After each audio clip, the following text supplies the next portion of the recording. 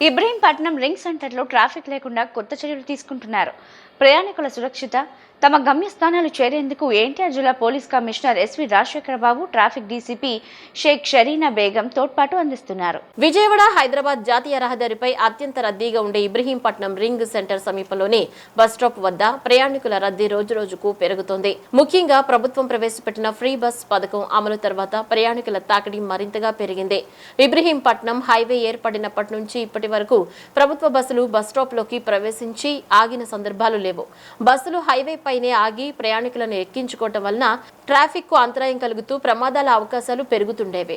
ఈ సమస్యను గుర్తించిన ట్రాఫిక్ ఆర్ఎస్ఐ బి లక్ష్మణరావు బస్సులను బస్ స్టాప్ వద్దకే ఆపే విధంగా చర్యలు తీసుకున్నారు. దీంతో ప్రయాణికులు సురక్షితంగా బస్సులు ఎక్కే అవకాశం లభించడంతో పాటు రింగ్ సెంటర్ వద్ద ట్రాఫిక్ సమస్యలు కూడా తగ్గిపోయాయి. అలాగే ప్రజలకు సులభంగా అర్థమయ్యేలా పబ్లిక్ అనౌన్స్మెంట్ సిస్టమ్ ఏర్పాటు చేయబడింది. దీని ద్వారా బస్సులు ఎక్కడ ఆగుతాయో, ప్రయాణికులు ఎక్కడ నిలబడాలో స్పష్టంగా తెలియజేయబడుతోంది. ఈ చర్యలతో రింగ్ సెంటర్ పరిసరాల్లో ట్రాఫిక్ సాఫీగా కొనసాగుతోంది. ప్రజలు ట్రాఫిక్ పోలీసుల కృషిని ప్రశంసిస్తూ అభినందనలు వ్యక్తం చేస్తున్నారు.